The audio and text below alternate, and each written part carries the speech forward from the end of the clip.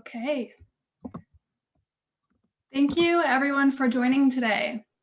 My name is Julie Fedek, and I'm a second-year MBA student in the Georgetown McDonough School of Business, enrolled in the Sustainable Business Certificate and working with Business for Impact as the student alumni lead. I had the privilege to connect with tonight's featured speaker, Bill Novelli, earlier this summer, right after I started my internship with AARP, due to his experience leading the organization as CEO until 2009. Many of you have the pleasure of knowing Bill as your professor or through working with him on Business for Impact initiatives, and join us in looking forward to an interesting conversation with Bill and our alumni moderators today. We hope for a lot of audience participation through insightful questions from you at the end of tonight's conversation. Please feel free to use the Q&A function to submit your questions throughout the event. This event, along with a number of others, Business for Impact hosts, is geared towards realizing the initiative's mission of unleashing the power of business to help people prosper and the planet thrive. In addition to hosting speakers and events, Business for Impact delivers world-class education, purposeful student work, and corporate and community impact projects with companies, nonprofits, and government leaders to help solve the world's most pressing issues. Guided by their belief that companies succeed by balancing the needs of all stakeholders, Business for Impact educates and works with students and executives to manage the triple bottom line: people, planet, and profit. Now, I'd like to introduce Dean Paul Almeida. Paul Almeida is Dean and William R. Berkley Chair at Georgetown University's McDonough School of Business. A member of the Georgetown community for more than 2 decades, Dean Almeida has served Georgetown McDonough in a number of positions, including most recently as Deputy Dean for Executive Education and Innovation, and prior to that, as Senior Associate Dean for Executive Education. He also serves as a Professor of Strategy and International Business. Dean Almeida has taught students at all levels at Georgetown McDonough in the areas of strategy, international business, technology, and knowledge management. Dean Almeida embodies the notion of men and women in service for others. He believes our future holds much promise, brought about by change. With his leadership, Business for Impact remains committed to solving old problems and emerging global challenges with new tools, mindsets, and passions. Together, Dean Almeida and Business for Impact want students who pass through our doors to leave Georgetown believing and understanding there's more than one bottom line in their careers and in life. Dean Almeida? Thank you so much, Julie, and thanks to all of you for attending today's event. I'm delighted to kick off the event and introduce you to Kate Stanley and Rahul Potharnikar, former student leaders of Business for Impact and graduates of the MBA program, and especially Professor Bill Novelli. He's the distinguished professor of practice and author of many books, but today the author of Good Business, The Talk, Fight, Win, Way to Change the World. In 2011, Rahul and a few other students helped found Business for Impact at Georgetown's McDonough School of Business with Professor Bill Novelli. Their vision and contribution alongside Bill's leadership and support laid the foundation for the center that is now known as Business for Impact. Kate and Rahul's Georgetown experience has allowed them to apply their passion and their values to their careers to bring business, civil society, and government together to create lasting change. Kate spent years as a key player in Business for Impact, initiating and leading projects with Philips Healthcare, the American Farm Bureau Federation, and Bank of America. With an MBA from Georgetown, Kate is a marketing and communications consultant at Porter Street Strategies, focused on strategic planning, partnership development, and business planning and development. Rahul spent 5 years as a management consultant with McKinsey & Company before launching CredMade. Rahul, I hope I've got that right, a Chicago-based contract packing business for the food and beverage industry as the president and co-founder. CredMade is the social enterprise subsidiary of the nonprofit Chico Cred, Create Real Economic Destiny, which is focused on reducing gun violence. As you know, Georgetown is a Jesuit school with a mission to serve the common good. We believe that business is a strong force, not just for economic progress, but a force for social change as well. And we have the responsibility for making sure that business plays this role. It lies with us, the faculty, staff, students, and alumni at Georgetown McDonough. And that's why I'm so proud to be a colleague of Professor Bill Novelli, who has built a career on the principle of doing well by doing good. Previously, Bill was CEO of AARP, where he worked successfully to facilitate positive change. Most notably, during his time at AARP, Bill and AARP led the fight to get prescription drugs covered under Medicare. Prior to AARP, Bill was founder and president of the Campaign for Tobacco-Free Kids, EVP of CARE, the International Relief and Development NGO, and co-founder and president of Porter Novelli, the global PR agency. Today, Bill is a distinguished professor of the practice at the McDonough School of Business, and we are so proud of him. He's doing wonderful work with students through both his classes and through his leadership of Business for Impact. Bill currently teaches courses on ethical leadership and managing the enterprise in the MBA program. After having developed and taught courses in corporate social responsibility and leadership and management on nonprofit organizations, I'm sure many of you are his very grateful students. Of course, Bill founded Georgetown's Business for Impact at McDonough, and I feel this program really embodies all we wish to be at McDonough.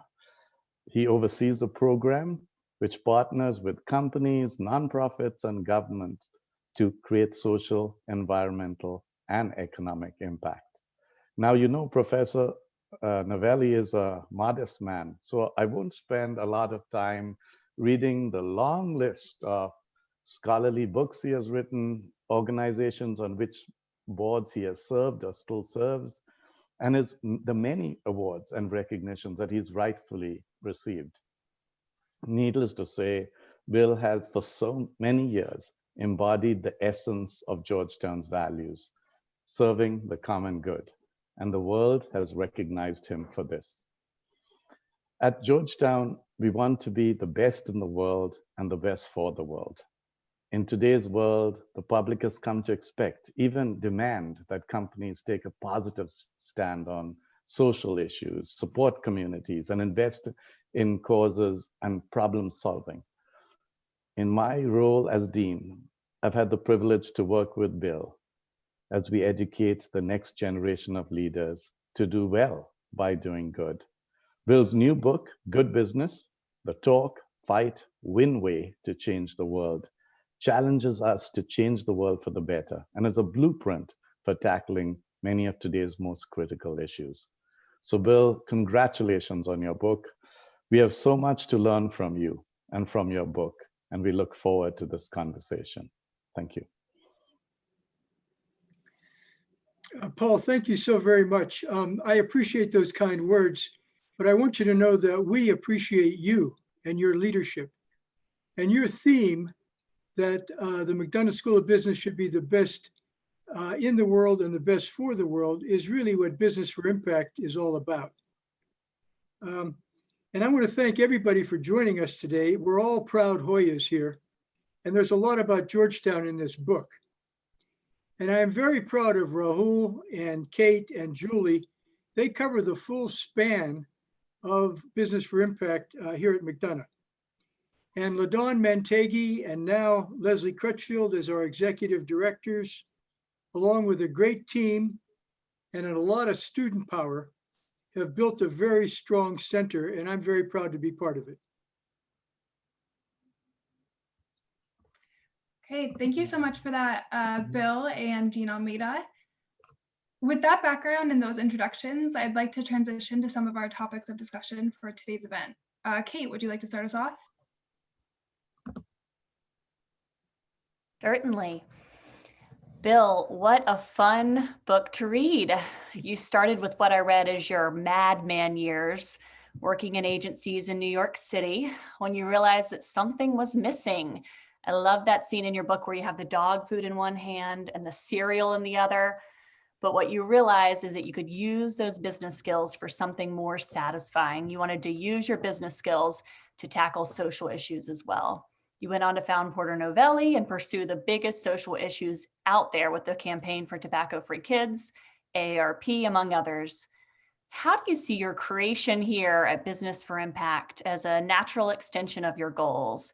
And if you will indulge us, how do you see this work as part of your larger legacy? Well, you know, Kate, when I was at AARP for a while, a reporter from the Washington Post came to see me and he said, Bill, he said, you've been here for a while. What's next for you? And I said, I want to go to a great university with a good gym. And I want to teach, and I want to audit anthropology courses, and I want to drink beer with the students. And I came to Georgetown. And I haven't had time to audit any courses, and I haven't drunk beer with any students. But I am so pleased that I came to Georgetown. It's all I expected and way more. We have great students. We have Jesuit values, as Paul described them, talented faculty, and I think we have a pretty good gym. So what's my legacy? You know, legacies are many splendid things, but I think what I would like my legacy to be at Georgetown is twofold. Number one, an enduring Business for Impact center. And number two, alumni who really believe in the triple bottom line and who stay in touch.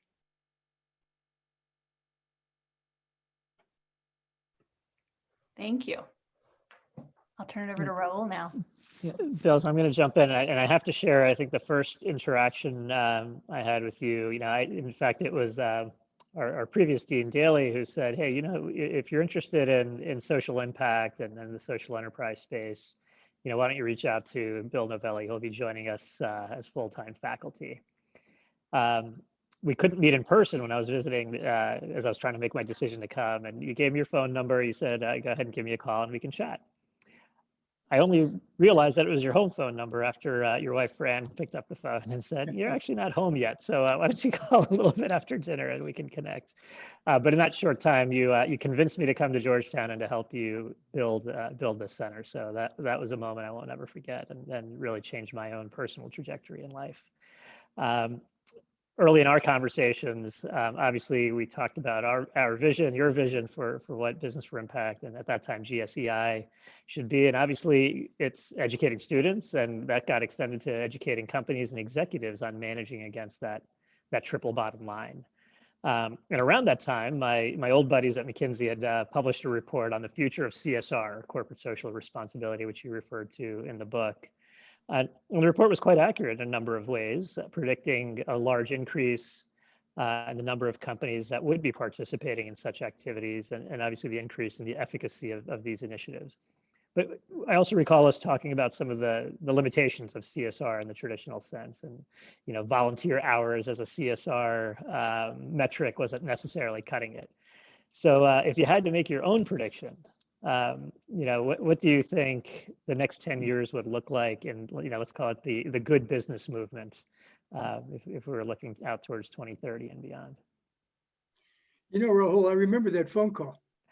And I remember that you were trying to decide between Georgetown and some other schools. And I really wanted you to come to Georgetown. And so I said, Rahul, if you come, we're going to build something. And we did just that, and you were a key part of it. You're right, the McKinsey report did predict that CSR was going to take off. And I think we can say that it has. And there are a bunch of reasons for that, for why this trend is going to grow for the next 10 years, at least. One reason is, as we know, that students today and students of your time, they wanted and do want purpose as well as a paycheck, as we often hear. Secondly, you know, trust levels have been pretty low for virtually all institutions, but they're getting a little better for business. And I think that what the public wants is they want responsibility. They want good behavior for their trust and their purchasing power. employees are speaking up. And they want their companies to go beyond talk and get into action. And then the economy itself is changing and capitalism is changing. And in the book, I talk, for example, about the oil and the gas industry. So BP and Chevron and these other companies are seeing the writing on the wall. And they see that, attacking climate and doing something about it is not just the right thing to do, but it's going to be financially good for them to do. So what we see, I think, is CSR going beyond those traditional things that we thought of 10 years ago and getting into real fundamental operational change.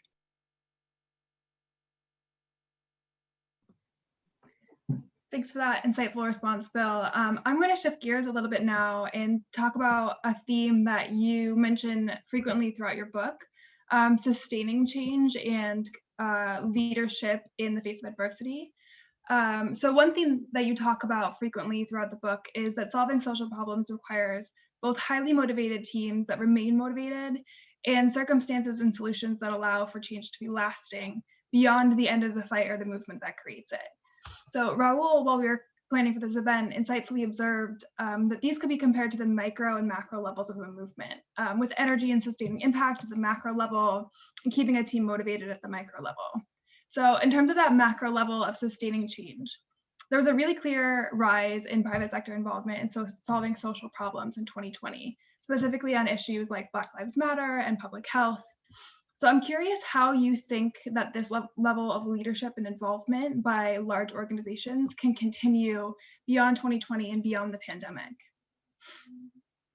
Yeah, I think that's exactly what's happening, Julie. Movements rise and fall. And Leslie's book on how change happens discusses that. And as I said before, companies are feeling more and more pressure to get involved. We talk to a lot of business executives at Business for Impact. And what I think we're seeing is that they see the need and they see a trend towards taking stands, whether it's gun violence or whether it's racial equity, climate change, whatever it is. And there are potential risks in that. They recognize that. But I think the long-term trend is for more and not less involvement. That makes a lot of sense. So then on the flip side of that question, the micro level in terms of maintaining motivation. In chapter 8 of your book, you mentioned that the phrase "problems worthy of attack prove their worth by attacking back" served as your battle cry throughout your career. So I'm curious what advice you might have for the students and alumni here today who might be facing some tough challenges in their own careers and how they can keep their current or future teams motivated. Well, I've never accomplished anything ever without teams. Teams are, in my book, the answer to how we move mountains. And problems worthy of attack do prove their worth by attacking back. Those are those big, tough issues that we have to face. And, if young people starting out, mid-career people want to make a difference, then they're going to have to get into some tough fights. I think that's necessary for social change. And today's big social and environmental problems are way too big for endless combat. So my learning is that we've got to get everybody at the table. A good example of that is the Portion Balance Coalition that we have in Business for Impact. So this is a big coalition of food and beverage companies, nonprofit, watchdog organizations, government, academics, and they don't agree on a great deal, but they can sit down at the table and they can talk, and sometimes they fight. And my thought is that Tuesday's allies or Tuesday's enemies can be Thursday's allies, and that there are no permanent enemies. There are only permanent values and permanent principles. And so that's why the book is titled Talk and Fight to Win.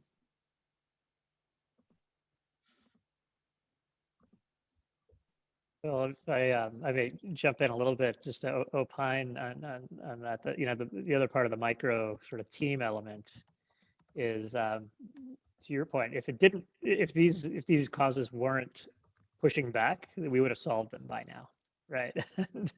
And so I think just by nature of the types of battles you described in your book and what many of us are working on today, it's pushing a boulder uphill.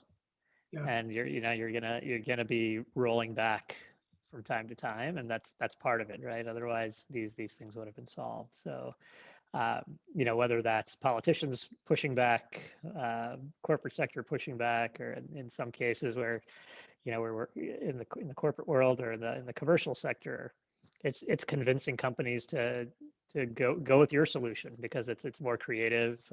It has a longer term benefit to society, but somehow doesn't meet their immediate ROI, right? And it's going with your solution may not actually result in a great quarterly earnings report on the street. So those are the types of battles I think we're all facing, and if we weren't facing them, it wouldn't be worthy enough to jump in. That's right. They push back. There's no question about it. Rahul, I think it's important to think about teams in this context. And one of the things I've always found is that people really want big challenges. They don't want to just mail it in. They want to fight. They want to make a difference. And these are the kinds of problems that we're talking about. And, it's important, I think, with teams and you've been on teams, so whether it's McKinsey or what you're doing now, what's important to realize is that I think people on teams, they want to know that they're all rowing the boat in the same direction. And so, you've got to basically take people off a team as well as put people on a team. And mediocrity is a chronic disease. You can live with it for a long time, but eventually it's going to do you in. And the other thing about teams is you can't lead a team with a big ego. People on teams need to believe that they can tell you the truth, that they can tell you what they think is wrong with your idea. So you've got to check your ego at the door. Bill, I think what you did to inspire us as students and beyond, something we found as far as teamwork was bringing in a fresh perspective from the Business for Impact leaders and just having and maintaining the energy of the students at Georgetown and trying to channel that into ongoing teamwork and inspiration. That's a benefit to having our Business for Impact team continually going forward with Julie and other students leading the way. Okay, would you believe that I've learned more from students than they've learned from me? I think it's true. We have great students at Georgetown.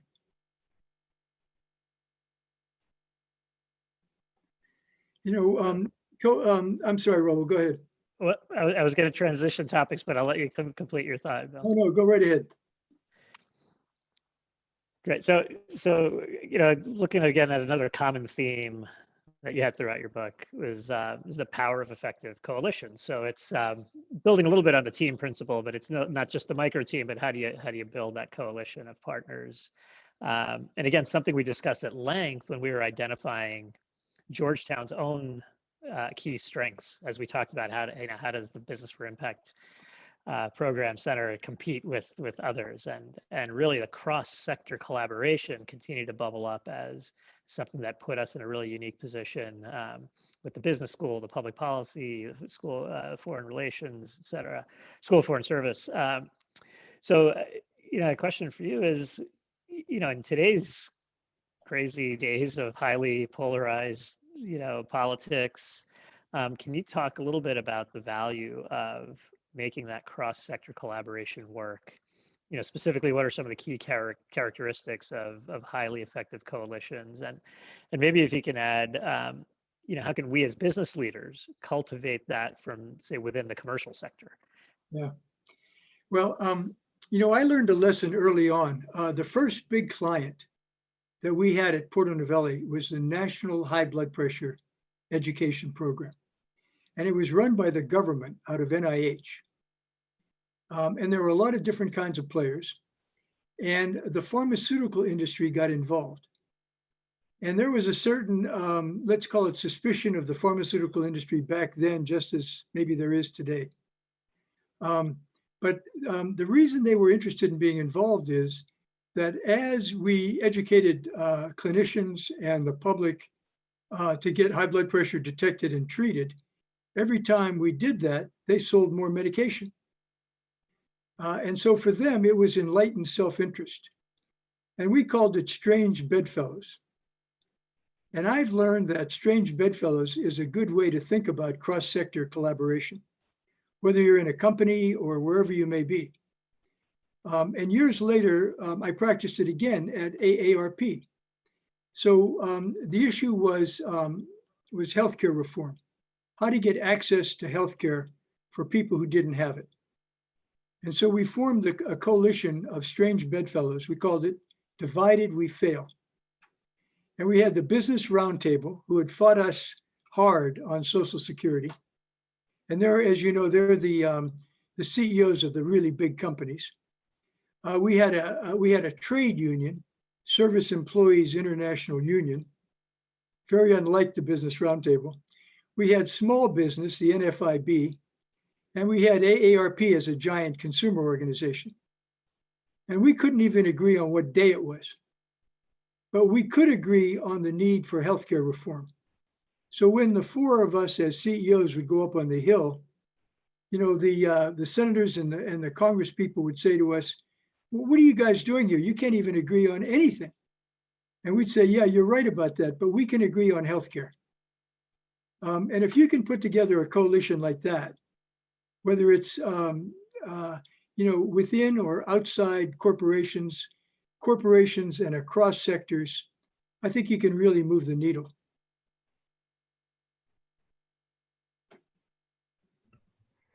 I'm going to follow up really quickly on the cross sector because I think this is such an important thing. And I know Raul and I both learned this from Bill and many others and those in his classes have. But Bill, can you tell, before I ask one more question, can you expand on that and just tell us a little bit more about advice you might have for those who are possibly just starting out in their careers, no matter which sector they're in? How can they be leaders in creating partnerships across sectors when you may feel like you don't have the power initially? Oh, good question, Kate. You know, Colin Powell is one of my favorite people. I think of Colin Powell as an American hero. And one of the things that he told me and I think taught me was that you don't have to be at the top of the company or the top of the organization to lead. You can lead from the middle. You can lead from the middle of the ranks. And we all see this.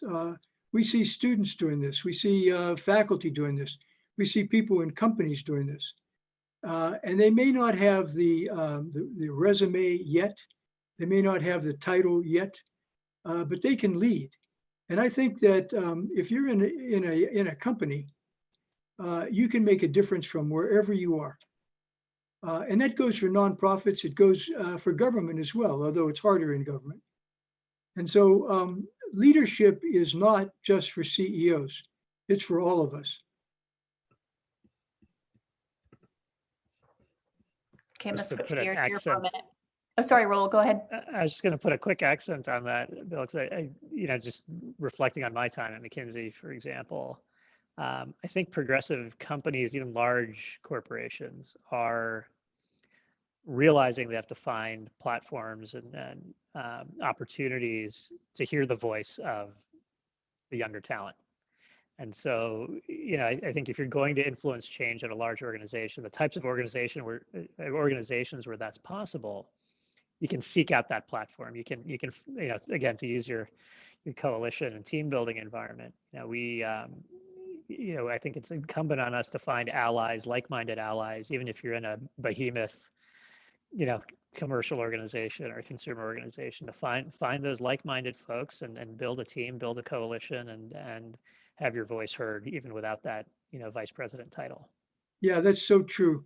You know, a lot of students come to me and they say, I want to work my way up to be the VP of corporate social responsibility. How do I do that? And what I like to say to them is, you know, that's a very small group in most companies, because what's happening is that kind of work is being infused throughout the company. So one of our Business for Impact partners is CVS Health. And the head of corporate responsibility there likes to say that she's the best company recruiter there is, that the human capital people love her because people join CVS Health as pharmacists, as truck drivers, as whatever, because they think they can make a difference. And that's how we have to think. I'll switch gears from the working with a big company to a spirit that you have, Bill, which is entrepreneurship. Not all have it, but I'm sure many who are listening in right now do have it. After reading this book, it's clear that a strength of yours is creating and building, but the hardest part of that is knowing when to move on to something new and knowing when to let go in some form and just really have faith that those that you have paved the way for can take what you've made and build on it. Can you unpack for us a little bit how you build something as an entrepreneur, whether you're an entrepreneur within a large organization or just creating something from scratch? And how do you continue to grow that and succeed after you're no longer at the helm? And what advice do you have for those to maintain kind of what's next mindset for what they've created? I think entrepreneurship is a really powerful force today. So back in my day, when I started my career, I was at Unilever. And in the marketing courses that I took, this was at Wharton, the word entrepreneur was never, ever mentioned. It never found its way into the classroom. The idea was go get a job in a big company, climb the corporate ladder, work your way into the corner office and retire. And that's where I began my career. But you know this for yourself, Kate. If you talk to 5 Georgetown students, you get 6 ideas for entrepreneurship. That's where things have come. And the way I like to think about it is that's a very positive trend. And for me, I really believe in renewal. My idea is you do your best, you build a solid base, you make sure you have solid teammates, and then you move on. And if you're going to move on, make sure that that you have the top people that you've trained ready to take your place. So, for example, I was a CEO of an organization that Paul mentioned earlier, and I resigned in order to go somewhere else. And I love this organization.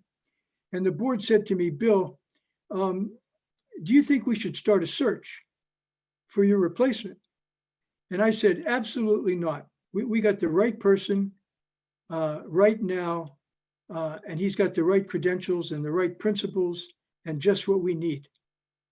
And so I felt that I felt proud, that I could leave that as a legacy. And that's how I think we have to think. Not oh, gee, I can't let go, but what's next? Renewal. I love that. That's a great business word for us. Okay, Bill, we have one more question for you before we launch into some audience questions. So please, any attendees, if you have questions, feel free to drop those in the Q&A. Bill, our last question, and you kind of touched on it earlier. At AARP, you decided to take on the battle to get prescription drug coverage under Medicare. And you mention in your book the level of criticism that you and AARP got after the bill was passed. So I'm curious what encouraging words or what advice you might have to offer to those folks here who are considering the potential implications of taking on or taking a stand on a controversial issue, whether it's on a personal level or at work, or potentially starting an organization related to one of those issues. What advice would you have for those people? Well, it would be easy to say, well, you've got to, toughen up. But that's not really the important thing. The most important thing, I think, Julie, is that you have to have the courage of your convictions. And what I learned was this, you have constituents, whether you're a company or you're a nonprofit or you're a government or whatever, you have a set of constituents. And what you have to do is you have to understand where they are, understand what they know, what they think. So for example, with that prescription drug coverage in Medicare, what we found out was that our members really hated this idea of a donut hole. And it's a complicated matter, but there wasn't enough money to go around. So we put the money where the lowest income people were or the highest drug costs were. And we found out that our members really disliked that. They didn't like the donut hole. They wanted complete coverage. But we understood it. We did the research to learn it. The second thing was try to convince them, try to educate them, try to persuade them. But regardless of how that turns out, at the end of the day, you have to have the courage to make a decision. And that decision may or may not be popular, but you have to do what you think is right for you, for your organization, and for the country. And if you do that and you suffer slings and arrows, so be it. I think that's great advice and means a lot coming from you. And I think it's really timely for the world today as well. So thanks for that. Kate and Raul, if you guys didn't have any additional questions, I think we can transition over to some audience questions because I want to make sure we have some time for some of the wonderful questions being submitted there. The first one I would like to turn to is actually one for, I think Raul may have some insightful words on. Shannon Gill asks about whether Business for Impact works into their kind of philosophies or their practices at all, the conscious capitalism movement, or whether there was any consideration to that when GSEI was founded. Yeah, I'll take a pass at that. I think the conscious capital movement is a really interesting one. And I think I could speak just from my even current experiences in trying to launch a social enterprise that is aiming to self-sustain. And I think anecdotally, what we're finding, at least, is a larger and larger group of investors who are looking for creative ways to create impact investment models. And that could be, I've seen that come from foundations collaborating with businesses and creating impact funds. There's a lot more sort of debt-friendly vehicles now as well. So, it's small business loans that actually have specific social impact metrics that they're measuring. Social impact bonds didn't completely take off, but those principles of having a civic impact and bringing back a positive social impact, saving tax dollars, saving the government dollars. I think these groups are finally at the table now having conversations about how to more intelligently invest in both in for-profit and not-for-profit enterprises. And so just as an example, the organization that I'm a part of, our funding is coming through an organization called the Emerson Collective.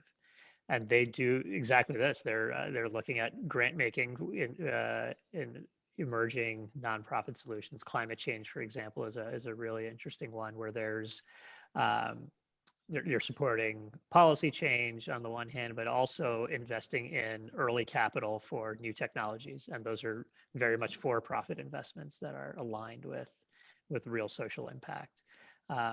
There's a group in Chicago here that is a foundation and a bank that have gotten together to create a small business lending fund that has deferred interest, deferred payback, and a longer payback rate than you would find in a commercial bank, for example. So I think there's just, it's small, but I think a growing energy around this on the conscious capital side.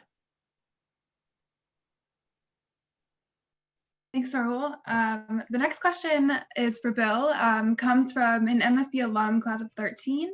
John Balcom. By the way, Bill says he would love to get a beer with you sometime. Not a student, but maybe close. His question is, do you believe we're at a tipping point in the good business or business for impact movement? B Corp, the Business Roundtable's new purpose statement, the Tom Strue model.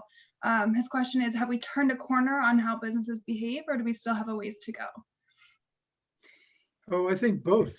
I think we have turned a corner. As I said before, I really think we're on a positive trend. But some of these things can slip away.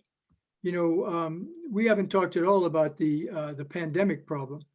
That could cause all kinds of business problems, especially if you're a startup entrepreneur. But I think what we have right now is a very positive trend. And all of us, all the people tuning in tonight, all the people thinking about this, I think our job is to accelerate it. And I really do believe that we can. There's so much creativity out there. Yeah, and just from a student perspective, it's that positive momentum is so visible. I don't know if you heard, Bill, because the applications closed just a couple days ago, but the newest class of the certificate in sustainable business in MSB has 50 students. I think it's like maxed out in terms of the size, and that actually makes up roughly 20% of this most recent class of MBAs to enroll. So there's definitely a lot of momentum there and a lot of interest in kind of continuing this movement. Yeah, and Dean Almeida is saying to us, okay, now let's make that something that we can apply to undergraduates as well. So we have a lot of work ahead of us, but the opportunities are great. Definitely, absolutely, and Business for Impact continues to provide those. Our next question, I think, can be for any of our moderators. From Jim Miller, asks, define the finish line as it pertains to these issues, global warming, racial equality, etc. When have we won? I'd love your thoughts on that. Well, I'll start, but I'll invite the rest of our team here to speak up. I don't think we ever win. A good example is tobacco. So, you know, today I chair the Campaign for Tobacco-Free Kids Board of Directors. And as you heard earlier, I started it years and years ago. And it wasn't just our work, but with the campaign leading the way, we drove down kid smoking very, very substantially, and adult smoking as well. But if you look around the world, the tobacco industry is doing exactly what they did here 50 years ago. And now we have vaping to contend with. And on top of all that, the industry has a new technology. They call it heat don't burn. And what they're basically saying is, we don't have all the research in, but we can assure you this isn't as bad as a combustible cigarette. So, you know, budgets change, new generations grow up, the environment changes. These big, tough problems, they don't go away. We can hold them at bay, but we have to always be vigilant. We can never let down our guards. And I'll just add that as soon as you feel like you're getting close to the finish line on one, I'm sure you could easily find the next thing to focus on. No shortage. That's right. We're not going to run out of things to work on, Kate. And it's competing interests, right? At the end of the day, there's always somebody whose interests are going to differ with what, you know, we may think is the right thing to do. And back to the coalition building, right? There's always going to be some level of compromise, and the goalpost moves, and then you got to figure out what the next compromise is. Right? Yeah. Not to get all patriotic, but always in search for a more perfect union, right? Not the perfect union, but a more perfect union. And that's what makes it fun. And going back to Bill's point about leading teams, though, I think part of it is finding the wins, setting those goalposts and celebrating a win with your partners, with whoever you can, and then taking a moment and moving on to the next. Yeah, well said. Yeah, I had a friend once who was starting a nonprofit venture, and he says, "We're hoping for a tie, not a win. We're hoping for a tie." Well, you know what the football coach was told by the alumni. He said, "We're with you, win or tie." I love that. All right, thank you guys for that. That was great. A lot of great one-liners there. Our next question is for Bill, and really specifically about the book. It comes from Emily Shaw. Emily, sorry for mispronouncing your last name. Bill, what was the hardest part of the book to write? Oh,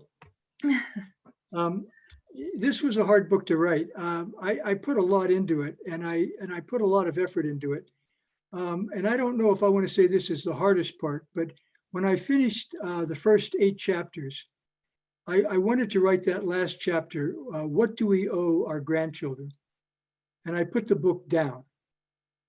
And I didn't touch it for about 2 weeks. And I tried to think to myself, what do we owe our children and our grandchildren?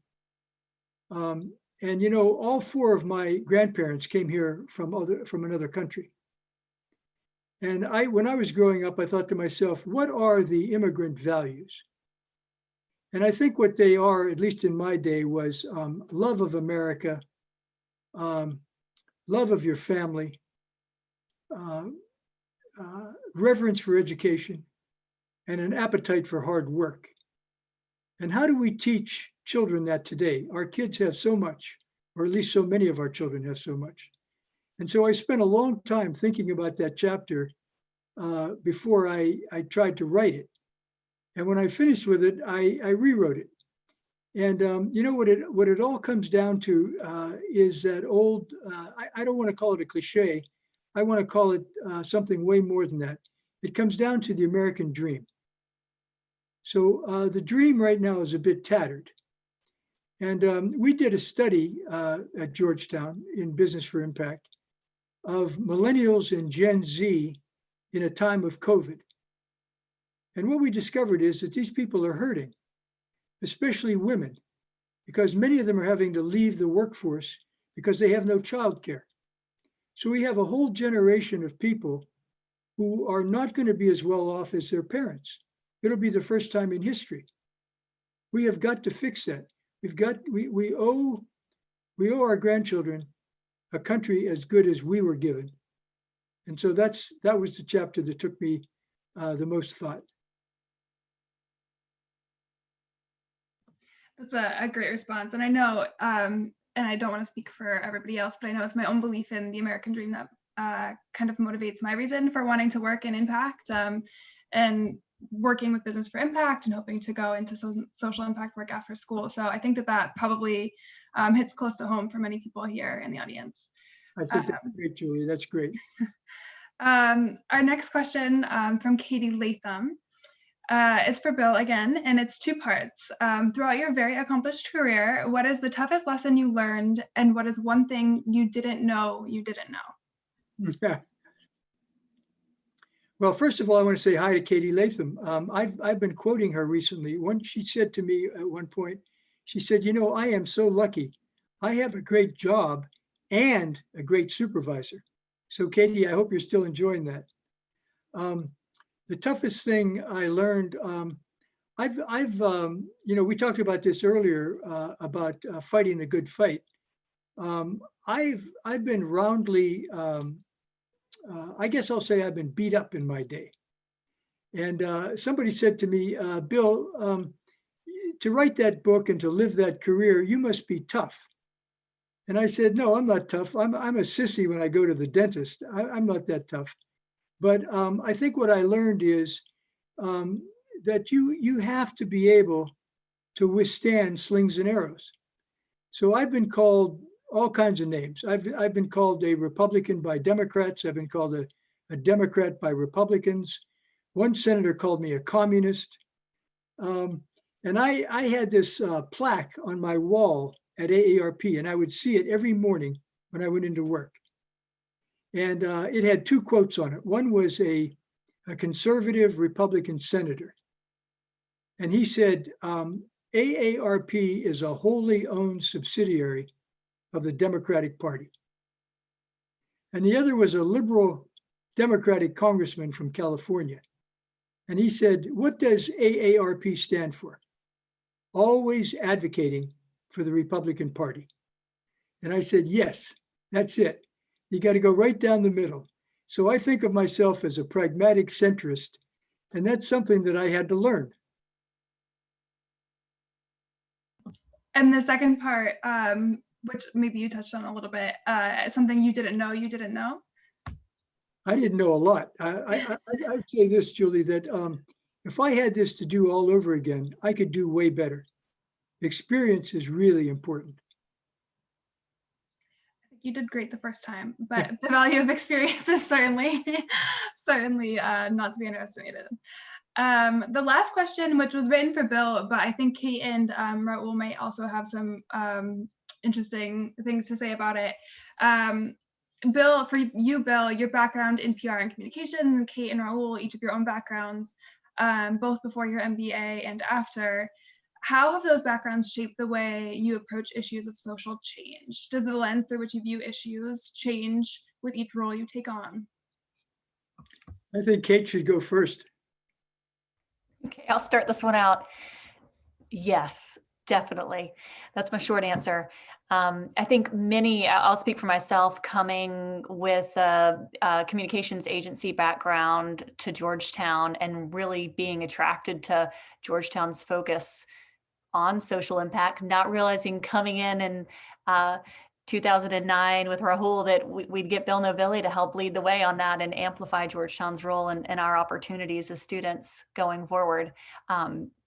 But I think definitely, and I think part of that is knowing when you need to add on additional skills that may or may not seem like they're a perfect fit for your path that you've created for yourself. Part of that is potentially, as Bill has led the way in, attacking social causes. You might not think that an MBA makes the most sense there, but it really does. It can add on so many skills that can help you perpetuate your goals. So just having the strength, I'd say, to know where you might need to add a little bit of expertise, whether it's crossing sectors or whether it's adding to your education, whether it's reaching out to those strange bedfellows, and just knowing how to constantly be evolving. Rahul, do you have a thought? Yeah, I'll be brief. I will absolutely agree with everything Kate just described. I mean, for me, I spent the first decade of my career trying to make money. I was in the .com boom, doing enterprise software, hoping that I could start a company that could go public, and I'd be retired by 32. That obviously did not happen, and I needed a break. It was actually a kind of a personal reflection for myself, saying, "What am I doing this for?" I'm working 80 hours a week and not learning anything new, and what value am I adding to society? And I actually took a break, and my love of sport took me to a nonprofit in South Africa. I said, I just need to go coach basketball for 6 months. And I started working with a nonprofit out there. And then 6 months later, I left, saying, not only is the human impact and, kind of the heartstrings part of this compelling, but wow, there's a real lack of sort of business thinking structure, nonprofit management structure, and not just these small nonprofits, but the sector as a whole. And so that really got my wheels turning in terms of what impact I could have. And to Kate's point, do I go public policy or I think that's when really I started thinking about business for impact as a pathway. And then just again, building on what Kate said about knowing what you're missing. As I was leaving Georgetown, or as I was entering Georgetown, I thought I would go back into the international development space and maybe work for a larger nonprofit. But instead, I realized I was really missing some of the really big business kind of strategic thinking skills. I knew I wanted to tackle topics that were big topics, the ones that were going to fight back.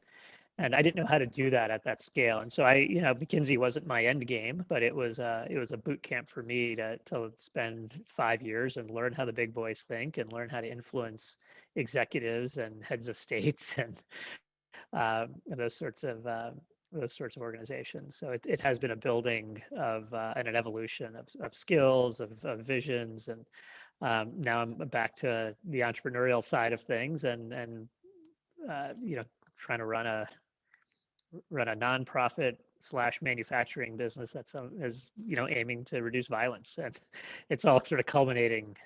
So it is an evolution. It's constantly building on what your experiences have been in the past, and seeing where you can apply those experiences to do the next important thing.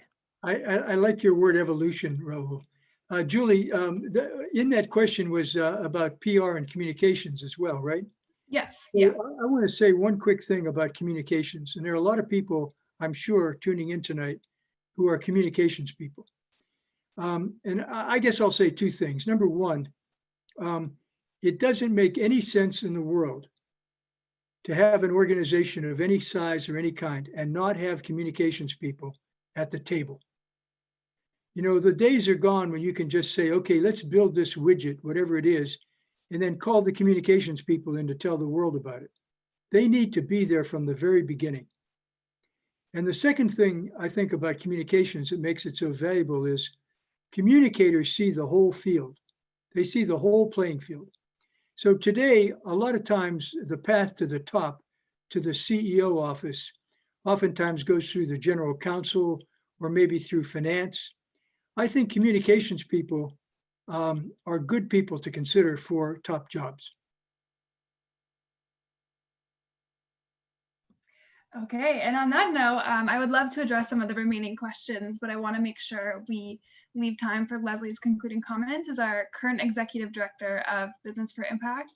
So thank you so much, Bill, Kate, and Rahul, for the wonderful conversation, and thanks to the folks in attendance for joining us and submitting such insightful questions. I'd now like to introduce Leslie Crutchfield, like I said, the current Executive Director for Business for Impact, to conclude our event. Leslie?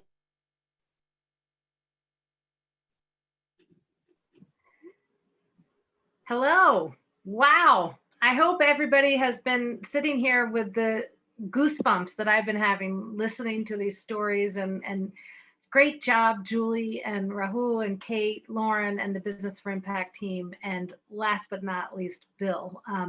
This has just been such an inspiring and wide-ranging and just educational session. And I have had the pleasure and the privilege of being a teammate of Bill's now for going on, what, almost 5 years. And I always learn something new every time I hear you speak. And congratulations on good business. I'm so excited to see this book unleashed on the world so that people can learn from your experiences and insights. And, you know, I was thinking about what you were saying right there at the end about the importance of communications people. And, you know, Bill's not one to brag. So I just need to say this, you know, a mentor and another former boss of mine named Bill Drayton at Ashoka, the global venture fund for social entrepreneurs, always wanted to ask people that he met, you know, what's going to be your scratch on history? How are you going to have that impact? And, you know, we've talked a lot about Bill's jobs and his insights on coalitions and teams, but we haven't really talked about the impact that you've had on the world, right? You know, as the founding president of Campaign for Tobacco-Free Kids, you know, that wasn't just a job, it wasn't a calling. I mean, it is the driving force that has led to this dramatic reduction of smoking rates in the United States. Millions of lives saved, millions of people not suffering from smoking-related diseases, right? It's an extraordinary impact. And of course, not alone did you accomplish it, through teams and coalitions and decades of work. But and the importance of having Bill Novelli be the founding president of Campaign for Tobacco-Free Kids isn't lost on me, because you had that marketing background, that communications background, these problems of worthy of attack, fight back. You know, what's the tobacco industry? It's a marketing machine. It had all these iconic brands, Marlboro Man, Joe Camel, and it wasn't just about trying to regulate tobacco. It was about trying to combat these norms and these images and using your marketing skills for good. And I feel like that's so central to what we're about here at McDonough, right? We're coming to get our business degrees and learn more about marketing and finance and management and strategy, but how can we deploy all those tools for good? And that's what you've done with your whole career. And I have two phrases that I want to end on. I know we're at the end of the hour here. When I think of Bill and my privilege of knowing you, and you said one of them before, I think of the first phrase is optimistic pragmatist, right? I don't know anybody that's more hopeful, idealistic, or an optimistic than Bill, but you're also just so pragmatic and strategic, and that is a powerful combination for the world. And the second phrase that comes to mind is crazy socks.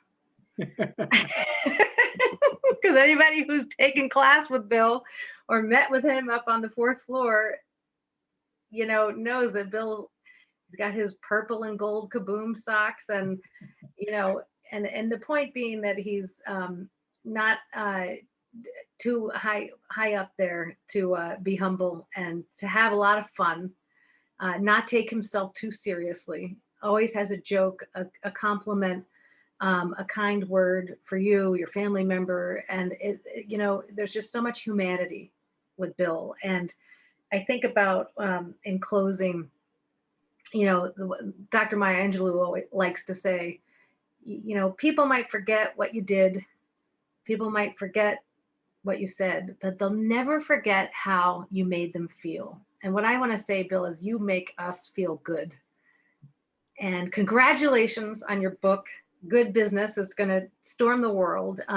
Lauren's going to flip the slides and flash to everybody where you can find it, major booksellers, and also your local indie bookstores. We support local as well. And we want everybody on this webinar to, first, I want to thank you for joining on behalf of the whole Business for Impact team. And we want you to stay in touch.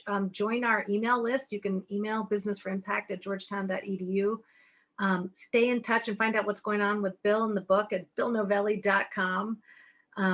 And just thank you to our founding student cohort and to this next generation of certificate and sustainability leaders and all of our Business for Impact student leaders and everybody that joined this session today. We appreciate it. And thanks so much. Back to you, Lauren.